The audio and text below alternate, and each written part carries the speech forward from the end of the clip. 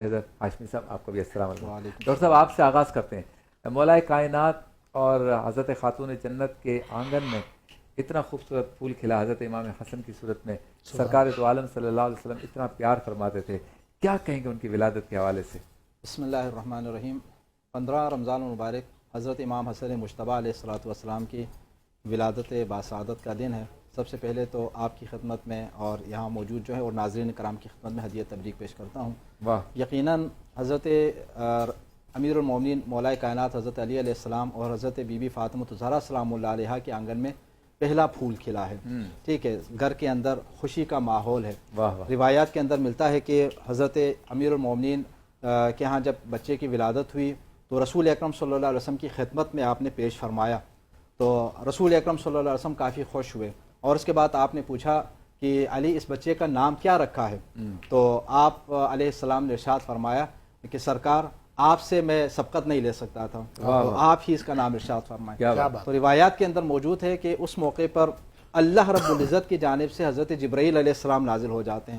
اور جی حضرت رسول اکرم صلی اللہ علیہ وسلم کے اوپر جبرائیل امین نازل ہو جاتے ہیں، اور جبرائیل امین علیہ السلام کی جانب سے یعنی اللہ رب العزت حضرت امام حسن علیہ السلام کا اسم گرامی رکھتے ہیں، اور حضرت جبرائیل علیہ السلام فرماتے ہیں کہ اللہ تعالیٰ نے سلام بھیجا ہے، اور اس کے بعد یہ فرمایا ہے کہ اس بچے کا نام جو رکھنے کے حوالے سے کہ علی کی نسبت آپ سے ہارون کو موسیٰ سے جو نسبت ہے وہی نسبت ہے، تو لہٰذا ہارون کے بچے کا جو نام ہے وہ آپ علی کے بچے کا نام رکھتے ہیں۔ اور پھر پوچھا کہ ہارون کے بچے کا نام کیا تھا، فرمایا کہ شبر نام تھا۔ ٹھیک ہے، تو شبر کا جو عربی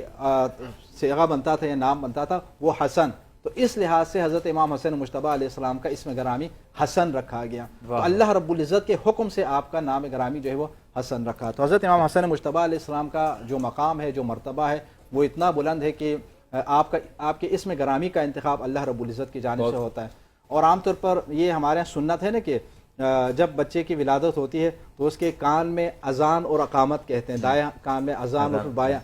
یہ آپ کو معلوم ہونا چاہیے کہ سب سے پہلے اس سنت کا اجرا حضرت امام حسن مجتبیٰ علیہ السلام کی ذات گرامی سے ہوا ہے۔ رسول اکرم صلی اللہ علیہ وسلم نے آپ کے کان میں اذان فرمائی اور اس کے بعد آپ کے بائیں کان میں اقامت دی، یعنی آپ ذرا اس حوالے سے اندازہ لگا لیں، ذرا تصور کر لیں کہ رسول اکرم صلی اللہ علیہ وسلم اللہ رب العزت کے نام کی گواہی دے رہے ہیں اور اپنی رسالت کی گواہی امام حسن مجتبیٰ علیہ السلام کے کانوں میں دے رہے ہیں۔ کیا بات، ٹھیک ہے، تو اس طرح یہ سنت باقاعدہ پڑھ گئی اور آج تمام مسلمان جو اس سنت کے اوپر عمل کرتے ہیں۔ یہ اس کے علاوہ قرآن کریم کی آیات کریمہ کو اگر آپ دیکھ لیں تو قرآن کریم کی آیات کریمہ کے اندر بھی آپ کا شان، آپ کا مقام اور مرتبہ بیان ہوا ہے، جیسے آیت تطہیر ہمارے سامنے ہے، انما یرید اللہ لیذھب عنکم الرجس اہل البیت ویطہرکم تطہیرا۔ اس آیت کریمہ کے شان نزول میں آپ جانتے ہیں کہ جب